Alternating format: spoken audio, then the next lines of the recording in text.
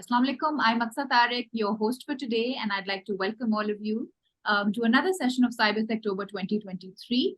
As we gather here today, we found ourselves at the convergence of cybersecurity awareness, knowledge sharing, and a fantastic celebration. October worldwide is known as the month of cybersecurity awareness. And throughout this month, what we've designed here at CSO Magazine in Pakistan and CXO Masters Academy, through the last 15 years of relentless commitment to delivering the latest in cybersecurity trends, threats, and solutions through our partners. It's a milestone that we're proud of to be celebrating our 15th anniversary as the CISO magazine. But over the next few weeks, what we've done is we've curated, an enriching set of security talks, thought-provoking panel discussions, and engaging conversations. So the goal is to really provide valuable insights that can be applied to everyone's own organizational cybersecurity practices. And of course, a lot of knowledge sharing.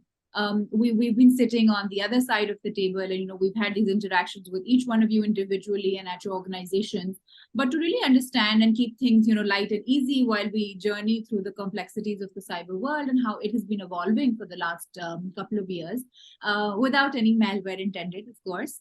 So to make these sessions accessible, we will be sharing them on LinkedIn and our YouTube pages over the next few days and ensuring that no one really misses out on these valuable content and discussions.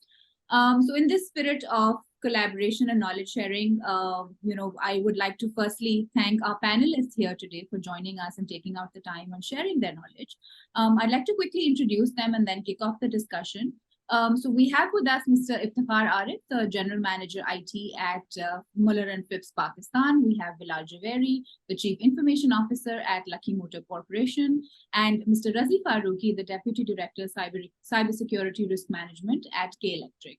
So thank you for joining us on this journey. Let's make CyberSectober 2023 a month to remember. My first question is I'd like you to introduce yourselves and also, quickly dive into what is the top or the most pressing cybersecurity challenge with respect to your respective industry today? Because each of you represent a very different industry, but I would like to understand how diverse the challenges may be at the moment. So Razisa, we can start with you. So thanks so much, Aksa. So first of all, thank you very much for giving the opportunity to speak here. And again, congratulations on the 15 years of CXO magazine. We have been watching it.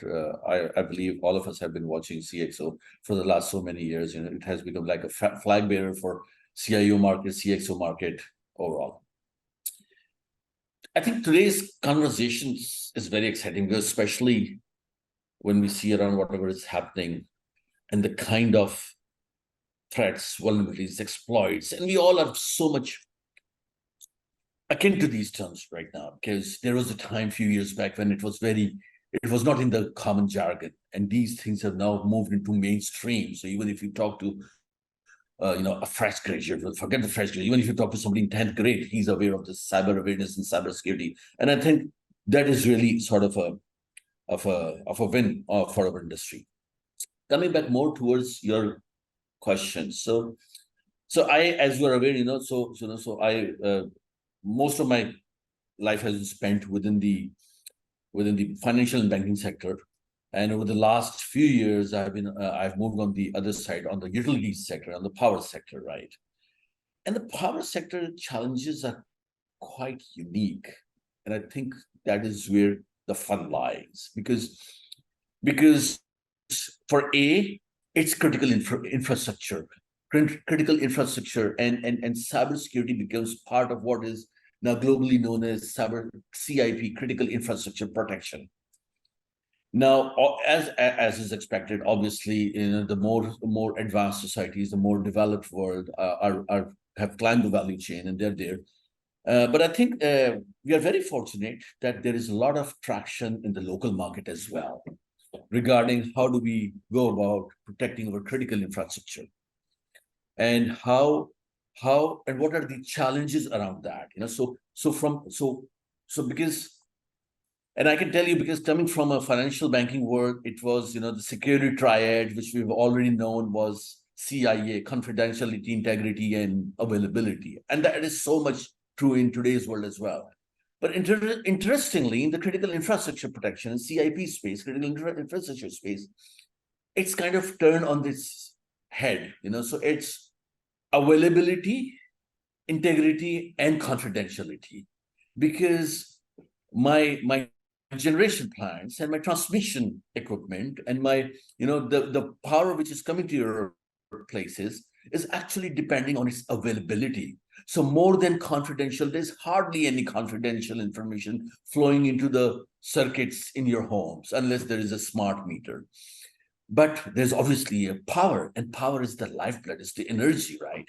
And as we are aware, that because the impact is of a totally different magnitude.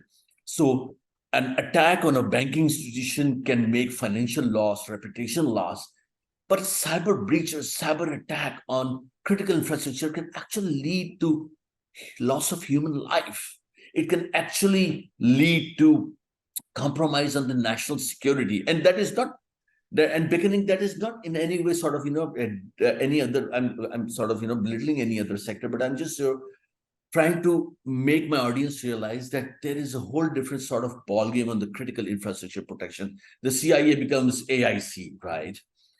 And so and that essentially means that, because automation is everywhere, and power utilities as well, so, and there was this information technology, information security services as well. But then we are increasing our foothold and we move into what is known as OT, operational technology, apart from IT, right? Now, OT technology, when we move into OT technology, it's a very emerging field. I was just, the other way, I was speaking to somebody on one of the leading vendors in the OT technology, and they said that there are, for every 500 people, there is only one OT cybersecurity person. And that is the kind of dearth of talent here. And that is the kind of cutting edge, leading edge, rather bleeding edge it is.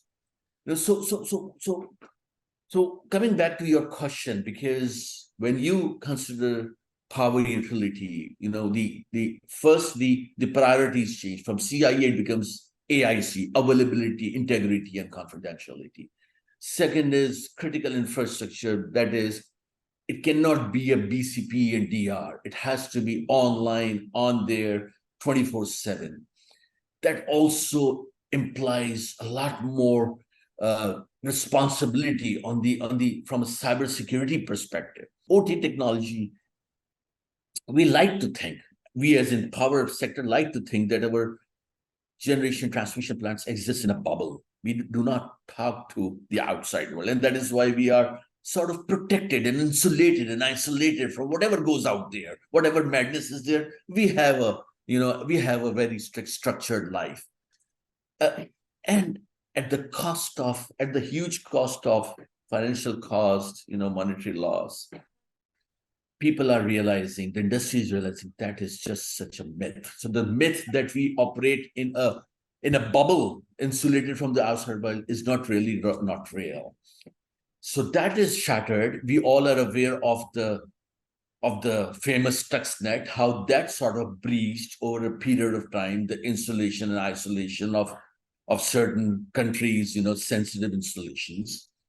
Then we are aware of how the attacks on electric grids have been happening over Ukraine, and then if you just Google it, you will see how even in our neighborhood, earlier this year, there was an attack on Tata Power Systems.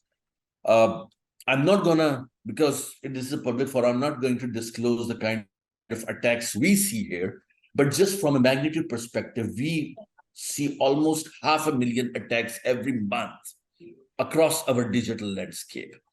So I think the game is just starting. The challenge is beginning. The good news is I'm very fortunate. The executive leadership and the board is very diligent. They are very interested. They are very supportive.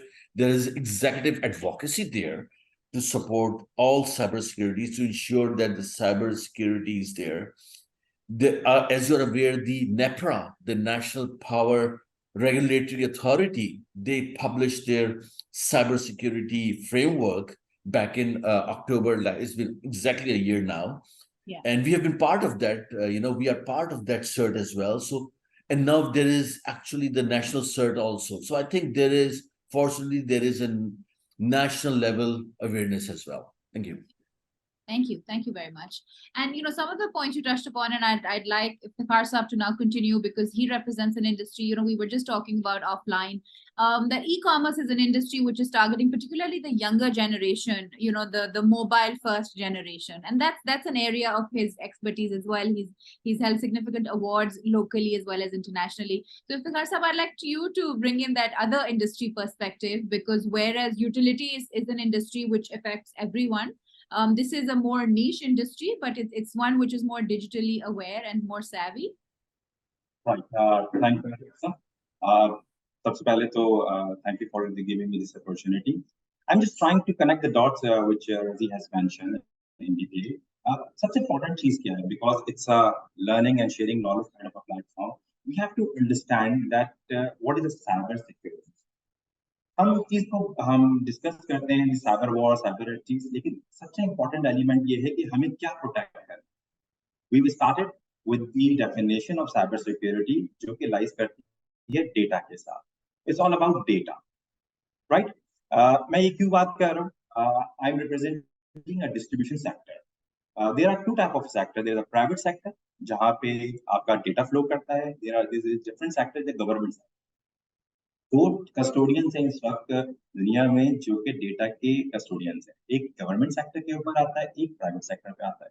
Private sector के अंदर जो data है वो distribution sector की हम बात करते हैं, तो उसमें सबसे पहले इंपॉर्टेंट इंफॉर्मेशन जो होती है पर्सनल इंफॉर्मेशन.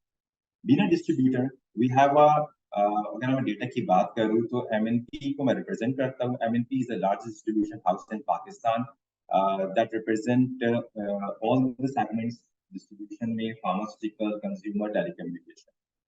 तकरीबन 1 लाख कस्टमर्स को हम सर्व करते हैं. पिछले कोई 100 साल की हिस्ट्री है. 30 साल का डेटा किसी भी कस्टमर का हमारे पास है.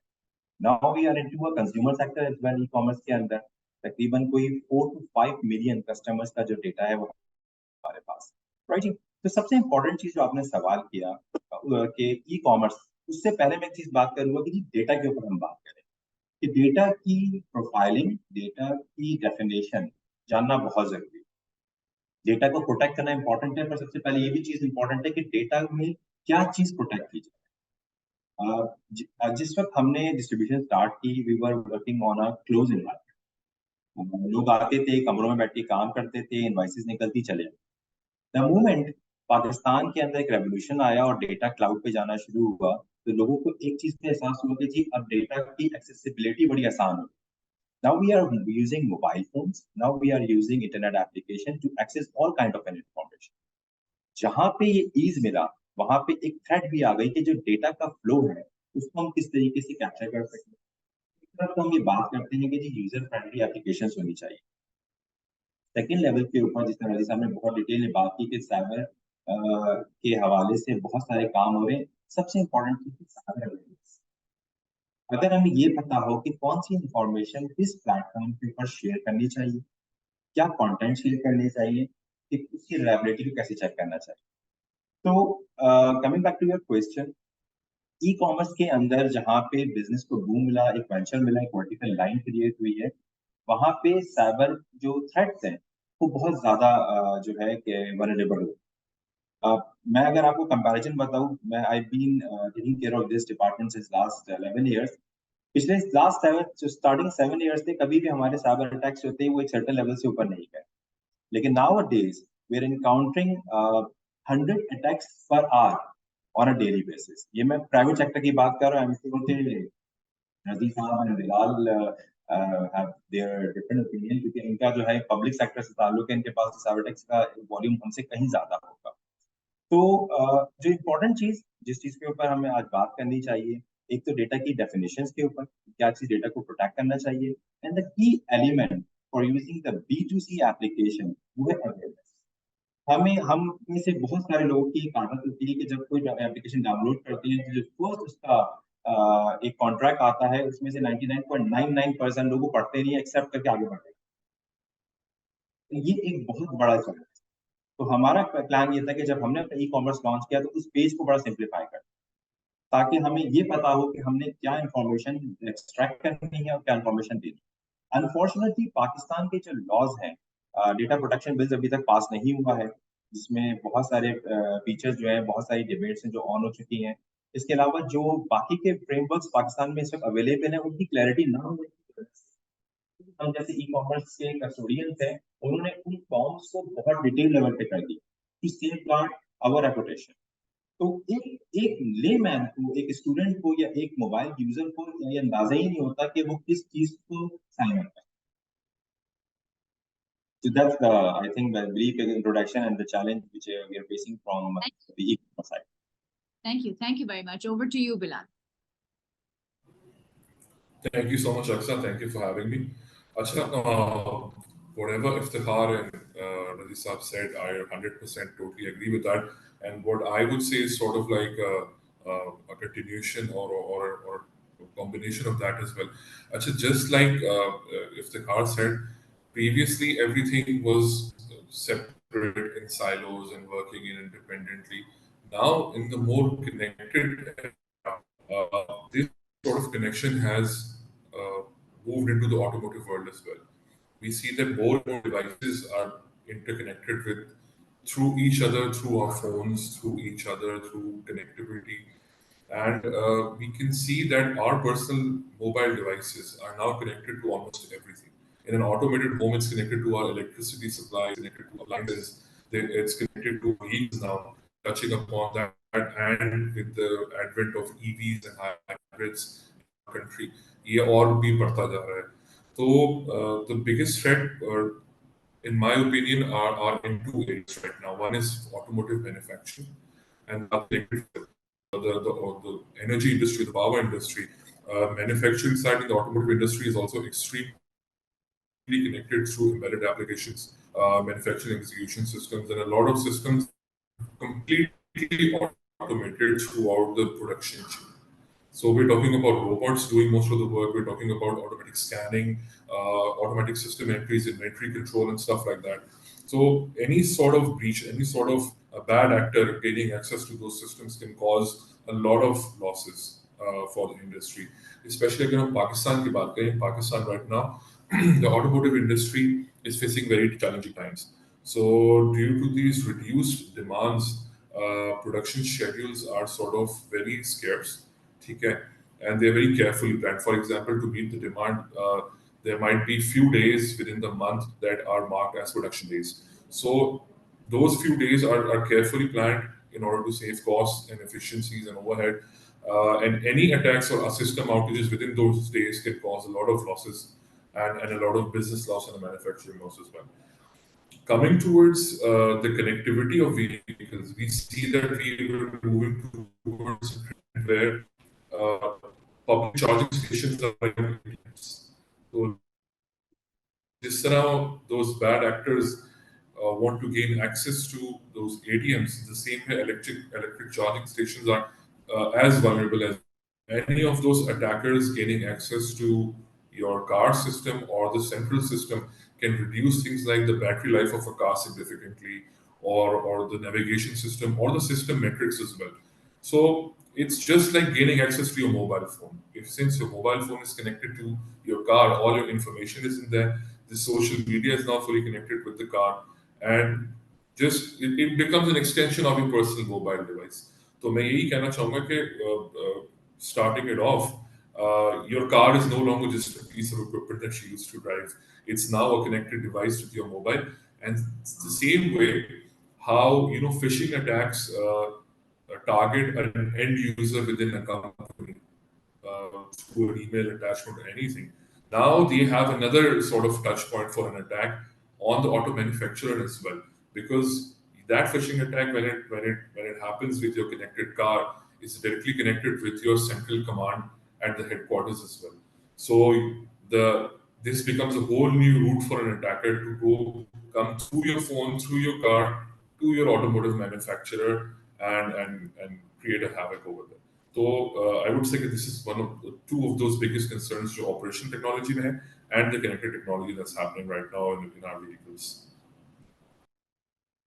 So building onto this, I'd also like to understand that this is traditionally, of course, not part of the CIO role, but this is something that you both have particularly had to take on, because as you are responsible for the digitization of your organization or responsible for that work in your industry.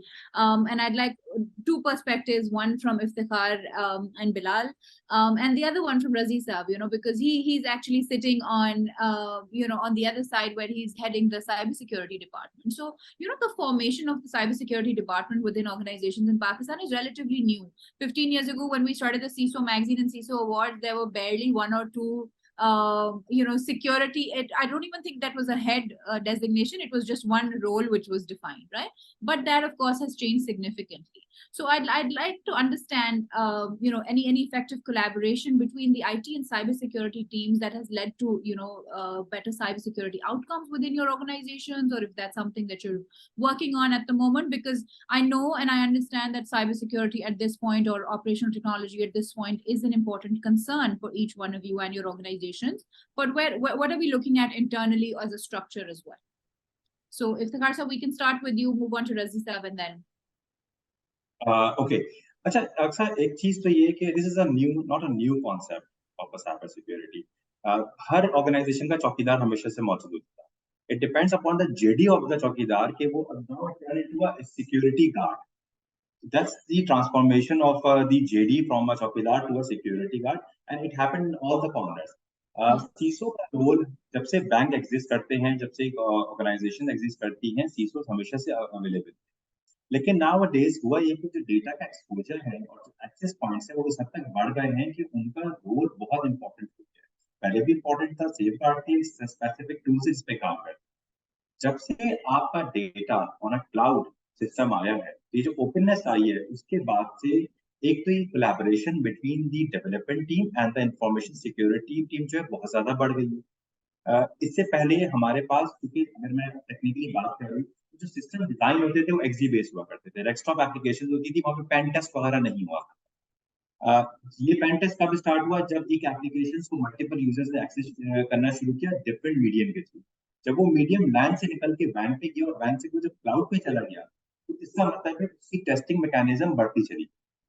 अब जो कि maturity बहुत build हो गई है, data का volume हर जगह पे बहुत ज्यादा हो गया है. पहले स्पेसिफिक बैंक्स अपना डेटा रखा करते थे, अब हर बैंक, हर एक organisation turn into a data bank. Millions of records जो हैं वो इस वक्त फ्लोट कर रहे हैं फ्रॉम क्लाउड बेसिस के ऊपर. आप देखें कि हमने जस्ट एग्जांपल में आपको कहता हूँ कि जी बहुत सारी एपीआईज हैं जिन पे काम शुरू हो गया. फॉर एग्जांपल अगर मैं एमएनपी की बात करूँ, तो right now we are using 20,000 plus APIs. हर एपीआई के साथ एक डेटा का कनेक्शन होता है जो कि एक्सपोज होता है. तो इंफॉर्मेशन सिक्योरिटी का जो अब एक तरह से उसकी जो जेडी है वो इनहांस हो गई. पहले सीसो का एक स्पेसिफिक रोल था कि वो डेटा की इंफॉर्मेशन लीकेज को रोकता था. अब डेटा की प्रोटेक्शन उससे कहीं ज्यादा इंपॉर्टेंट. जहां तक डेवलपमेंट के साथ ऑर्गेनाइजेशन का ताल्लुक है, हम डिफरेंट किस्म के एल्गोरिथम्स यूज कर रहे हैं फॉर इंक्रिप्शन. हम जितना यूज करते हैं, याद रखिएगा, हैकर हमसे एक स्टेप आगे की तरफ सोचता है. तो अगर आपकी टीम बिटवीन अगर सीसो या सिक्योरिटी टीम और अगर आपकी डेवलपमेंट टीम की सिनर्जी बिल्ड नहीं होगी, तो आपका एनवायरनमेंट हमेशा बना रहता है. Thank you. And Razi sir, would you like to add to the collaboration aspect from the IT and IS leadership perspective? So Akshay, you are opening a can of worms. It's a debate which doesn't have sort of an end, right? And I have seen all sorts of models, funny models across the world. Fortunately, so I think we all understand, and I think we all agree that there is an inherent conflict of interest between these two roles. Because while CIO is more towards enabling digital services or enabling services on the digital platform, CISO is more focused on control aspect of those platforms, right? And as you can imagine, there's always what is known as creative tension between these two roles. So I think back in I think it was 2008 or 2009, when State Bank domestically brought out in their regulations that CISO and the cybersecurity, information security, whatever you wish to call it, will not be reporting in under IT, or will not exist under silo of IT. It is actually under risk management. And that is something which have been adapted by NEPRA recently. So NEPRA, from a regulatory perspective, also said that you have organizations must have CISOs, and those CISOs could not report to IT because it's an inherent conflict of interest. You know, they could report to risk. If they don't have risk, they could report to other leadership roles or whatever. Globally, as you're aware, I think there is a shift towards making it more like an independent, autonomous auditor side of role. So, you know, so we all are aware of what happened with the Equifax bank, the famous, you know, breach, which ended up where the chairman was fired by the shareholders. The CISO went, the leadership went, the CEO went, the board went, and the chairman went.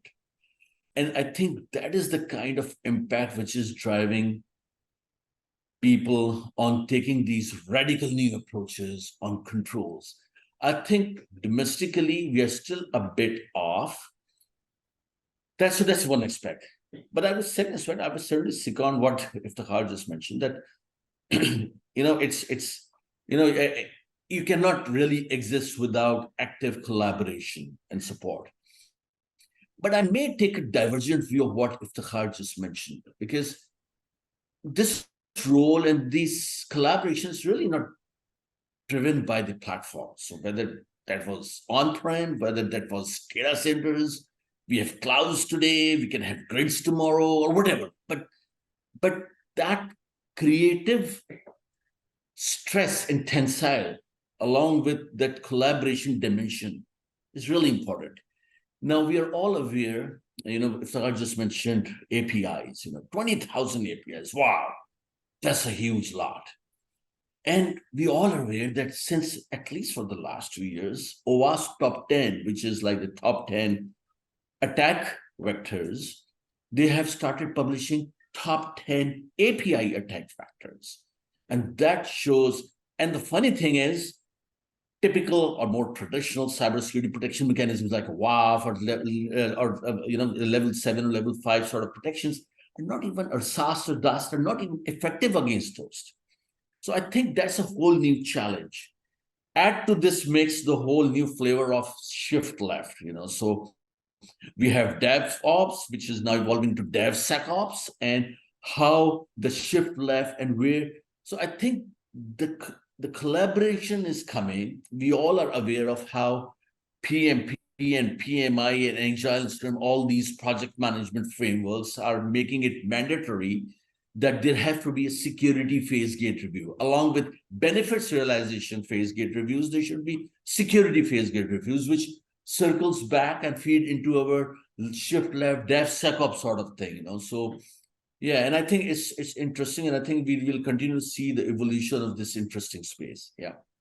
Thank you. If you allow me, I just wanted to add a couple of things. Alisa, you have touched a very good point. Again, the important thing that, like I mentioned earlier, that we have to classify the data requirement first. Because you are absolutely right, the conflict between the CISO and the CIOs, that would remain same, because काम ही उनका ऐसा है कि दोनों ने conflict करना है. हमने क्या किया, मैं आपको बताऊं कि being a distribution site, we have already had a very detailed discussion during brainstorming session with the top management in दो roles को कैसे करें. Information security under internal audit आता था, और technology जो है वो CIO के under में आती है. चेंज ये हुआ कि सबसे पहले तो हमने डेटा की क्लासिफिकेशंस को इंश्योर किया कि यार कौन सा डेटा इंटरनेट के ऊपर फ्लोट होना चाहिए. Being a distribution sector, there are two key information. अगर मैं B2B and B2C की बात करूं, और यही वो दो key elements होते हैं, प्राइमरी चीज होती हैं जो कि ज्यादातर लोग सेव गार्ड करते हैं. एक कस्टमर का मोबाइल नंबर और दूसरा कस्टमर का CNIC नंबर. फॉर्चुनेटली ये दो चीजें ऐसी हैं जो कि की एलिमेंट है. इसके बाद सारी चीजें जो होती हैं वो इनके साथ अलाइन. तो एक दूसरा एलिमेंट ये हुआ कि जब आप कस्टमर सेंट्रिक या ऑर्गेनाइजेशन होते हैं तो आपको ये डिपेंड करता है कि जी आपकी रिक्वायरमेंट क्या है. 20,000 APIs का यूज करने का मकसद सिर्फ हमारी विश नहीं थी, सामने क्योंकि कस्टमर को सर्व करना है और उनके पास सिर्फ एक ही एक्सेस है कि वो API के थ्रू डेटा शेयरिंग। तो यहाँ पे हम सिर्फ हमारा जो मीडियम था वो ऑलरेडी एग्रीड है कि API के थ्रू जाना है, एक्सेल की बजाय ईमेल के थ्रू API के थ्रू जाए, API को आप कुछ हद तक इंक्रिप्ट कर सकते। Absolutely right, top 10 threads API की हैं। इन फ्यूचर सिर्फ API को हम सिक्योर कर सकते हैं। दो की एलिमेंट्स बहुत इंपॉर्टेंट है कि जो CISO और CIO के दरमियान चल रहा है कि यार कौन सा डेटा किस अथॉरिटी लेवल के थ्रू जो है चैनलाइज है।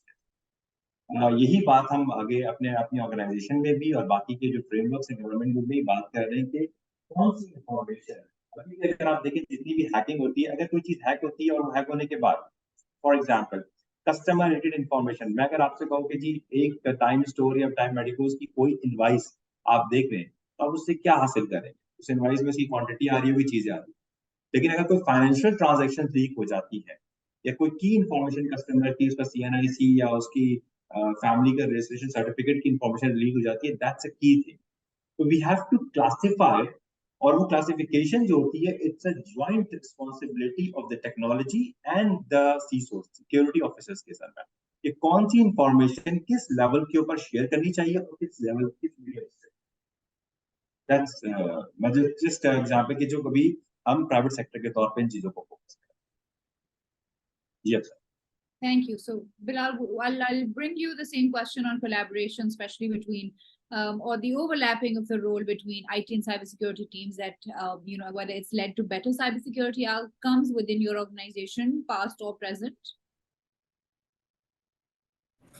Okay, so the way this role has evolved is very similar to how the role of internal audit or IT evolved in the beginning. At first, technology was the sole responsibility of the IT department, or वो उसी को देखते थे कि the IT will be concerned or will be responsible for all technology within the company.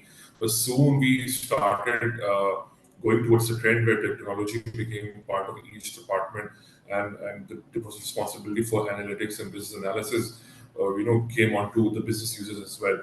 Same way, internal audit first was sort of like the gatekeeper or the watchdog or the policeman for the organization. But right now, the concept of 3 lines of defense, it's the last line of defense. So same way, information security and cybersecurity have also evolved into something that has gone beyond the information security department. Now it's the responsibility for each one of us, and I completely agree with what Razi Saab has said, that DevOps ho gaya, फिर DevSecOps ho gaya. So even the development team or the business analyst team or the core ERP team are now responsible for the information security within their domain. The practices they use, the applications they use, the tools they use, the platforms they use are all, in each one of them, they have to consider the security aspect as well. It's no longer the centralized responsibility for the information security department to ensure that each one of the applications, connectivity or platform is secure. It has gone beyond that. They now serve as sort of like a later line of defense where they are now more responsible for policy level matters, where they make policies, norms, and procedures and structures for how the technology department works. So, in addition to being a collaborative effort, it's now an embedded responsibility within the technology team to work towards that security aspect as well. And now I further see within our organizations that this responsibility is being transferred to the non-IT departments as well, the business departments as well. So, as you all know, end users play a huge role in their awareness is also key. So, I see information security within an organization in the future as a more integrated, embedded concept throughout all departments rather than just a centralized department, in terms of operations at least. Thank you for that. I did have a question on data privacy and compliance, but I think some of it has already been covered. At this point in time, how do you ensure that organizations are in compliance with relevant regulations? Because this is still a work in progress. We've seen the data protection and privacy bill come out this year. So I'd like, Iftikhar Saab, maybe if you can start with this, particularly because you this is a topic of your interest, and that's something which has been fairly sort of in discussion in the last couple of weeks since the bill came out. And then Razi Saab, because there is a lot of regulation that's coming in from NEPRA, for example, so that's a completely different industry. So two things. One is, of course, how where organizations are looking at compliance with relevant regulations, and then also then sharing, or that information sharing amongst within the same industry and then amongst each other also. So right. National level के ऊपर we are struggling कि हमारे पास national bill जो है वो under way है, लेकिन अगर मैं प्राइवेट सेक्टर्स की बात करूं, we are very fortunate that we have very guided principles and compliance structures and frameworks that are in place. For example, if we just talk about the pharmaceutical side, we do have a draft rule, and it's a very clearly spell out at all the levels कि जी draft की responsibilities क्या है, कौन सी product किस level पे किस temperature पे कहाँ जानी चाहिए, कौन उसको दे सकता है, ड्रग लाइसेंसेस के बारे में बड़ी क्लियर गाइडलाइंस है. And same goes with the Pakistan telecommunication authority जो पीटीए का रूल्स है फॉर द टेलीकम्युनिकेशन साइड. तो अगर मैं साइलोस की बात करूं, इंडस्ट्री स्पेसिफिक की बात करूं, तो हमारे पास pharmaceutical, telecommunication and somehow FMCG products के ऊपर भी जो कंप्लायंस एंड गाइडलाइंस है वो बड़ी क्लियरली स्पेल आउट की है. तो अगर हम इससे बात करें तो ये framework is already exist in all the sectors. जो इम्पोर्टेंट चीज है साइबर सिक्योरिटी के हवाले से, अगेन हमने इस पे काफी बात कर ली कि डेटा प्रोटेक्शन पे, जहाँ पे हमें ये बताया गया है कि किस रफ्तार से गाड़ी को आपने भगाना है, चीजें करनी है, लेकिन अगर आपका चालान हो जाए तो वो चालान की कॉपी किस जगह जमा करानी है और किस फॉर्म में जमा करानी है, दैट्स अ क्वेश्चन मार्क. तो ये इम्पोर्टेंट एलिमेंट है जहाँ पे हम बात करते हैं कि जी हमने सप्लाई चेन पाकिस्तान को बड़ा हद तक इम्प्रूव किया हुआ है with all the regulation and all the frameworks, लेकिन इंपॉर्टेंट चीज ये है कि डेटा के बारे में अभी तक वी आर वेरी ओपन या we are very confuse clear कौन सा डेटा किस लेवल पे कहाँ पे किस तरह एक्सेस होना चाहिए. अभी भी अगर मैं आपसे एक बात करूँ कि जी ड्राफ्ट की जो चीजें हैं, आज तक भी अगर हमारे पास कोई इंक्वायरी आती है तो वो फिजिकल हार्ड कॉपीज का प्रिंट आउट 2 कॉपीज जो है हमें जमा कराना पड़ती है गवर्नमेंट. तो जिस डेटा को हम सिक्योर करते हैं, कंप्लीटली ऑनलाइन इनक्रिप्ट करते हैं, उसी का प्रिंट आउट निकाल के सारी चीजें हम फिजिकली जमा करा रहे होते हैं. And we all must know कि जी वो फिजिकल कॉपीज का फिर होता क्या. तो ये वो चीजें, छोटी छोटी चीजें कि हमारे फ्रेमवर्क इज ऑलरेडी देयर. अब एक और एग्जांपल मैं आपको दे देता हूँ कि नादरा के साथ we have integrated to ensure और to verify the customer CNI. NADRA एक सर्टेन अमाउंट लेता है पर ट्रांजैक्शन, वो ट्रांजैक्शन का अमाउंट लेके वो डेटा हमें दे देता है. अब वो डेटा हमारे पास आ गया, नादरा ने कभी उससे पूछा नहीं कि यार वो डेटा किस फॉर्म में स्टोर कर, या स्टोर करने के बाद हम उसको कर क्या. उन्होंने एक पैसा दिया, बड़ा तरीके से जो हैंडिंग ओवर टेकिंग प्रोसेस है डेटा का, वो होने के बाद अब वो डेटा का जो मैं कस्टोडियन हूँ, उस डेटा को कैसे यूज कर रहा. तो जो गैप्स है वो ये है कि हमारे दरमियान जो प्राइवेट सेक्टर के अंदर स्पेशली जो डेटा का यूजेज है और डेटा की सिक्योरिटी है वो क्लियर है. हर लेवल के ऊपर हर इदारे ने अपने तौर पे सेफगार्ड किया हुआ है. तो जो आपकी बात थी कि जी फ्रेमवर्क्स आर ऑलरेडी देयर, लेकिन फ्रेमवर्क जो गाइडेड ऑपरेशन एसओपीज के लिए है, not for the information security. And is there, I'd also be keen to understand, is there like a local sort of toolkit or guidebook that, okay, this happened with us, this is how we solved it, and then in that industry sharing sort of perspective, does that exist at the moment? No. It doesn't? That we've been studying and trying to incorporate the same in Pakistan production bill as well. Because we have to ensure that what is the definition of the data as well. Because we don't have the specific guidelines for the data definition and data classifications. First, we have to ensure, like in banks, we have a very clear guidelines about the KYC process. In banks, we know that what is the importance of the customer data. But in the private sectors, we do have a lots of data, but we don't know what is the usage of this data and how we can ensure to security and safeguard of the data protections with respect to the data protection bills and the laws as well. Thank you. And so Razi Saab, over to you. Aksa, it's a very interesting topic. So I will start off by saying that, so we are all aware that this data protection bill have come in. And just last week, I was part of the Pasha, sort of an industry panel where we provided our feedback as well to the government on what needs to be done and what could be covered. So the good news is that, as a country, we have started our journey on the data protection, data privacy bill. I think that's good news. I think there's a good news that there are very good, competent people at the leadership level, at different levels, which is taking it through. And I don't know if you're aware, but there are right now, I was told there are two bills. So one is introduced from Senate, and there's the another one which is being introduced by the ministry. And I think there's a creative competition which needs to go through, but that is more like legislative challenge. Coming back, so Aksa, this is all fantastic, great, but and I agree with what Iftikhar said, but I would like to go a bit deeper. So we do not have HIPAA. We do not have something like HIPAA or PEDA, something which could sort of provide guidelines or directions on how to treat health data, which is considered the sort of the gold mine of data. We do not have privacy commissioners yet.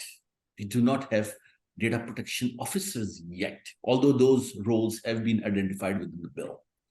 And I think those will trickle down to the constituent elements as well. So whether there are banks, whether there are utilities, whether there are other small businesses, small enterprises, manufacturing, because frankly, I think if Bilal Sahab is very quiet here, but I think, from data perspective, I wouldn't like somebody to get to know that I'm driving a Kia Puju, which is $10 million, and that data going out to somebody in the wrong hands. Oh, all right, he has that kind of net worth, So there are all sorts of challenges. So that's number one. I think number two is data classification. That is the key. But you see, my challenge here working in the domestic sector has been, as the private sector have that, we have that, well, this is what we're going to call sensitive, confidential, whatever. But what is privacy data? So so for North America, a card number with an expiration date is not a privacy data. A card number with my name on it is not a privacy data. That's a funny thing. But a card number with my name and expiration date or a CVV information or my address becomes privacy data. So it's just not the individual data elements. It's also a combination and an aggregation of data. And and it all circles back to the risk. So what are the risk values sort of assigned to those, right? And I think the journey have started. From NEPRA perspective, obviously, these regulators, these SVP and NEPRA and these regulators are certainly, coming up with all these guidelines and directions on how to go about it. And I think the good thing is, that we have now the data protection bill. Look, there's always room for improvement, right? So we should really appreciate all the good things which have been done, and when it is tied to PECA, the criminal, electronic criminal bill, which sort of assigns penalties as well. And so I think it's a good start. It's a start of a journey. I think there have to be some sort of, just like the CISO role evolved in the West, the role of privacy data officer have evolved. Privacy commissioner or the Office of Privacy Data, which is actually held by legal fraternity, right?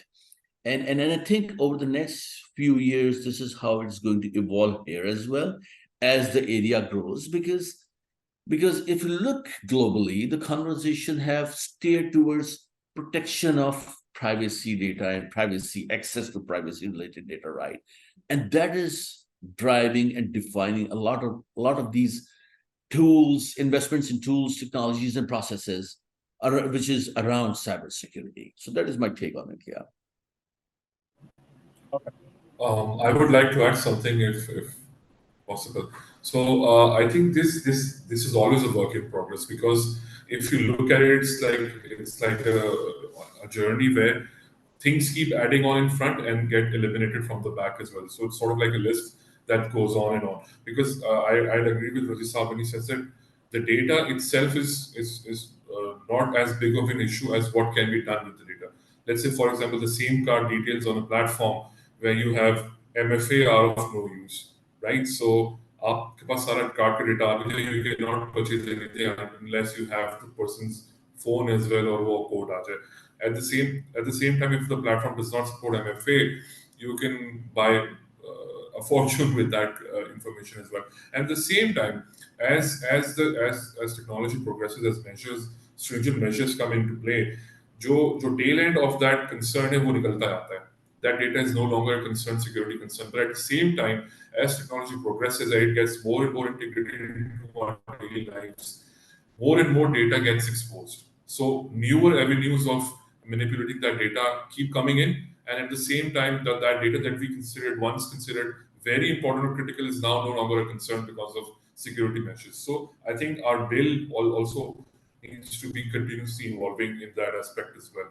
And I think अगर हम इस पे we go towards it in a serious manner और हम technology advancement के साथ साथ इसको progress करें, so I think it will go the same way. Thank you. So I think my second last question for today would be on balancing, security and innovation. And while because you are the in charge within your organizations to support that or drive that innovation, but also the ones pulling back when you foresee or forecast any kind of security threats, right? So how do you strike that balance between cybersecurity and innovation? Because while it may be at the speed of so the speed of digital acceleration will not be the same as combating or defending yourselves against those cyber threats that it might pose. So if Iftikhar, we can start with you and then take a round. Very interesting question. On a lighter note, मैं आपको बताऊं कि हमने basically मैंने 2 साल के अंदर ये चीज रियलाइज की कि there is a concept of a zero trust. अच्छा, ऑर्गेनाइजेशन जो है वो ट्रस्ट पे ज्यादा चल रही है. मुझे अपने बंदे पे ट्रस्ट है, हमने एक्सेस दे दिया, उस बंदे ने दूसरे बंदे को एक्सेस पास ऑन कर दिया. तो वो जो ट्रस्ट का जो एलिमेंट है ना, उसकी वजह से वल्नरेबिलिटीज बहुत ज्यादा है. अनफॉर्चुनेटली ये एक हमारे मतलब डीएनए में शामिल हो गया कि जी ट्रस्ट करें और पास ऑन कर दें, ये ट्रस्टवर्दी बंदा है, ये तो लीक करेगा ही नहीं इंफॉर्मेशन. तो जो बैलेंसिंग की बात थी ना, सबसे इम्पोर्टेंट चीज थी अवेयरनेस. एक मुश्किल काम हम कर रहे हैं कि जी इस ट्रस्ट को, जो जीरो ट्रस्ट का जो फैक्टर है कि जी अब हर चीज डॉक्यूमेंटेड होनी चाहिए, हर चीज इंटरप्रेट होनी चाहिए, और जो एक्सेस, मैं बार बार ये बात कर रहा हूँ कि जी प्रिविलेजेस एंड एक्सेस बहुत इंपॉर्टेंट है. इट्स नॉट नेसेसरी कि जी सीआईओ के पास सारी information, it has to be routed in a certain way कि जी कौन सी इंफॉर्मेशन सीआईओ के पास भी नहीं होनी चाहिए, क्योंकि इंफॉर्मेशन सेफगार्ड जो है वो बहुत इंपॉर्टेंट. बेसिक जो चीज हमने नजरअंदाज करना शुरू कर दी कि हमने बहुत स्ट्रॉन्ग फायरवॉल्स लगा दी हैं, हमने बड़े VLANs लगा दी हैं, हमने बड़ी सिक्योरिटी मेजर्स किए हैं, पर ये जो ट्रस्ट नहीं मरवा देते. जितने भी हमने लास्ट या पास्ट इंसिडेंट्स देखे हैं डेटा ब्रीचेस के, उसमें ये था कि जी बड़े सुकून से आपके किसी अंदर के बंदे ने आपकी सारी इंफॉर्मेशन लीगल तरीके से डाउनलोड करके या प्रिंट आउट निकाल के बाहर लेके चला. तो जो चीज बैलेंस कर रहे हैं हम, उसमें से एक तो ये ट्रस्ट एलिमेंट खत्म करते जा रहे हैं एक दूसरे के ऊपर से कि जी डेटा की इंफॉर्मेशन ट्रस्ट की बेसिस पे. And the second thing is that the information security awareness, जो कि बड़ी इंपॉर्टेंट है, वो हम हर लेवल के ऊपर कर रहे हैं. हम तकरीबन कोई 12,000 एम्प्लॉइज की एक कंपनी है, Muller and Phipps, different domains हैं. It's a very segregated environment. Pakistan के अंदर we started our operations from Thatta till Timergara, the last Gilgit से आगे की मैं बात कर. हर 50 किलोमीटर में मौजूद है, हर जगह के ऊपर इंफॉर्मेशन फ्लो है. सारे लोग जो है वो डेटा को एक्सेस कर भी सकते हैं, चाहे वो पे स्लिप हो, चाहे वो सेल्स की इंफॉर्मेशन हो. तो जो चीज एलिमेंट है वो ये था कि इंफॉर्मेशन सिक्योरिटी अवेयरनेस सेशंस वो हमने बड़े इस वक्त एक्टिवली हम एचआर के लेवल से लेके ओरिएंटेशन लेवल्स पे लेके मतलब एक तरह से हैमरिंग कर रहे हैं कि ये होना चाहिए. फिर आजकल आप देख रहे हैं कि जी मोबाइल फोन्स के अंदर जो टोन लग रही है वो भी आ गई कि जी फोन पे इंफॉर्मेशन ना शेयर करें. तो इस तरह की चीजें. एंड जो इम्पोर्टेंट एलिमेंट जो मैंने आपको कहा कि इंटरनल पर्सपेक्टिव से जो डेटा, जो जीरो ट्रस्ट वाला एलिमेंट है ना, वो हम पास ऑन कर रहे हैं कि जी अब किसके पास किस लेवल की इंफॉर्मेशन होनी चाहिए और उसको हम किस तरीके से सेव कर सकते हैं. Thank you. And Razi Saab, over to you. So, Aksa, your question is a catch-22. It's like going down a rabbit hole with no end in sight, and there is always this. So your original question saying how do we balance security with acceleration? And I think that it's not unfortunately, in my experience, it's not a science. It's more of an art. And the art in the sense that there are certain, so over here, and I don't know if you're aware, but K Electric actually runs the innovation platform as well, known by 7-Eleven. And, we invite all these, incubation. We have an incubation, we have invited these new sort of inventors, we are incubating their ideas and whatnot. So obviously you cannot stop innovation. Actually, as you just said, you need to accelerate it, speed of light, speed of thought. I don't know, but, security is built into grain, it has to be in the DNA.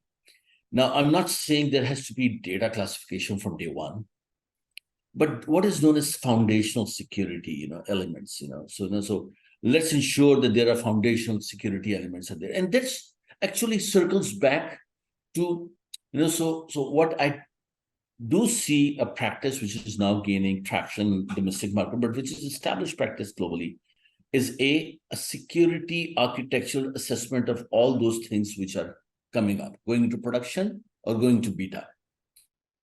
Those architectural review boards, security architectural review boards, only now we are seeing that traction. Likewise, over the last couple of years, because driven by legislative requirements, there is now a privacy impact assessments as well. So whatever is coming up, all these incubation centers, all these accelerators, they say, so investors, if you talk to angel investors, if you talk to Series A, Series B, they'll say, show us the security architecture sort of, report, show us the privacy impact report. And only based on those, they start investing it. So I think there is, it's coming up. There is already a security aware sort of, thought. You cannot stop, innovation. But at this point in time, I think it's a balance. You have to talk to the innovators, looking at them for the foundational security, perhaps ACL's access control list, perhaps looking at the data sensitivity. But as you can imagine, you cannot stop it, because you can, once it goes through the sort of, an alpha version, or goes through the angel, and it is going for perhaps a beta release or a more public release, that's when security becomes more sort of critical and paramount to implement. Yeah. Thank you, Razi sir. Over to you. Actually, I'm glad that the trend that, especially in service providers, in third-party vendors or developing firms, that you partner with for innovation, they are more security aware now, and I'm glad that they have brought this in as a vital element of the portfolio, because when you get a partner in for a project, and you give them your requirements, whether it's something that's been done before or never been done before, they're always ready with an answer to your question of whether it's secure or not, or what security measures you're going to take. So that sort of sentiment is becoming more and more common in service providers, and I'm glad for that, because they always have everything, those measures in place whenever they bring in or offer their services. In terms of operations or initiatives within the organization or in-house, I think that your dedicated security function within the organization plays a huge role. In our case, for example, being a part of a company that's part of a group, we have information security lead at group level. So even though some companies might be smaller than others or bigger than others, and they might not find it feasible to have a dedicated security function within the organization apart from IT, this group level resource is sort of there to ensure that all innovation is sort of secure and all initiatives are secure. There is always a trade-off, but I think that we are progressing at a level where we do not have to compromise a lot on innovation just for the sake of information security. And I think app resources are available, and even if there is some sort of hindrance, it's just a factor of time and not the factor of the functionality that you're going to develop and offer. So it does sometimes feel like as if these measures would slow you down. The time to market might be slower, or time to production might be slower. But I think it's a cost worth paying. Thank you. Thank you very much. I'm just going to take us to the last question, which is just on future preparedness. Looking ahead, what are your plans individually and within your organizations to, stay ahead of the cybersecurity challenges? All of you talked about that, this is something which it's a work in progress, because even in Pakistan, we have a very reactive sort of approach. And even globally, this is not something that just Pakistan faces. These are industries, or these are new things for everyone globally around the world. What are some strategic steps that you are taking immediately or in the next, say, 2024, as we're getting up for the new year? What are some of those things? So we'll take those comments and sort of move towards the conclusion of today's session. Let's start with the Razi sahab first. Yes. Thank you for the honors. So Akshan, for us, it's a very sort of, a simple, we have a very clear direction in it. So as I mentioned, we are leading in OT technology, cybersecurity. It's a new sort of, it's an emerging sort of, a threat environment. It's a new sort of threat environment. The world is waking up. They are slightly ahead of us. There are, so critical infrastructure protection, and focus on cybersecurity. So we are obviously, as you can imagine, as power utility, we are looking ahead. We can see that for the next, on the short-term level, OT, strengthening the cybersecurity on OT environment is essential. For example, generation, transmission, distribution, power plants, your substations, your grid stations, your, all of that are prone to it. On the other side, on the IT side, so we are very clear that this is all moving to cloud. So we have few assets deployed within Azure. We are evolving, whether we like it or not, whether anybody likes it or not. I think organizations would eventually become multi-cloud sort of environments. So because of certain business requirements, we are moving into the AWS space as well. For where our ERP is going to be hosted. So I think two broad challenges and two broad sort of, directions are the expansion of cybersecurity within the OT environment, footprint into OT environment, and second is adoption, or rather not adoption, ingestion and sort of assimilation of cloud security as we move into cloud. Thank you. And Iftikhar sahab, over to you. मैं थोड़ा सा पहले बताऊं कि next year का business plan क्या है, फिर उसी हिसाब से मैं अपने आंसर्स को टॉप अप करता हूं with respect to security. Next year मुझे फिप्स का जो प्लान है, इट्स डिस्ट्रीब्यूशन सेक्टर में 300 बिलियन रुपीस की कंपनी बनना है. We have already cross 200 billion this year. 300 billion की कंपनी बनना है. पाकिस्तान की सेकंड लार्जेस्ट कोरियर कंपनी बनना है with respect to the volumes. We have recently acquired a digital bank with the name of Hugo Bank. The digital retail license का जो bank है वो ऑपरेशनल हो जाएगा नेक्स्ट. तो इमेजिन करें कि जब आपके वर्टिकल्स के अंदर 300 बिलियन की कंपनी हो, 16 बिलियन का एक कोरियर कंपनी हो, प्लस एक बैंक आ जाए, तो डेटा की जो स्ट्रेंथ है और डेटा का जो माइंड है वो कितना स्ट्रांग हो जाएगा.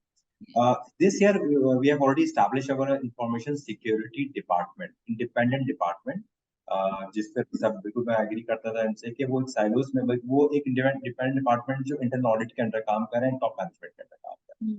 सबसे पहले तो हमने इस चीज को इंश्योर किया है कि जो एप्लीकेशन है हमारी, इस वक्त तकरीबन 70% एप्लीकेशन जो है वो क्लाउड पे जा चुकी है. क्लाउड के ऊपर भी हम ओरेकल और अज्योर क्लाउड के ऊपर हैवी डिपेंडेंट हैं. जो एपीआईज हैं उसे हमने बैंकिंग मॉड्यूल है, इंक्रिप्शन मॉड्यूल के थ्रू उसको हमने इंक्रिप्ट किया हुआ है. जो मेन फोकस है उस पे कि जी platform is already there, awareness sessions, training sessions and skill resources inductions, ये की एरियाज हैं for the next year to safeguard our data and information security. Thank you.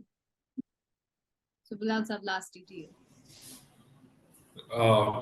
I would completely agree with whatever is being said, and I think that in addition to IT security, conventional IT security, OT is one of our concerns in the coming years as we move towards an era where manufacturing is more and more connected, and business operations are also more and more connected.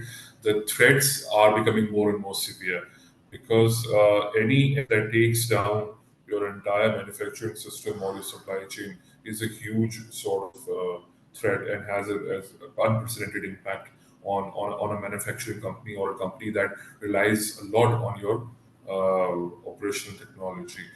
And the second is the fact that endpoint security is seeing completely new avenues with our daily lives and our operations and the way we work being more and more integrated with our devices and our lifestyles.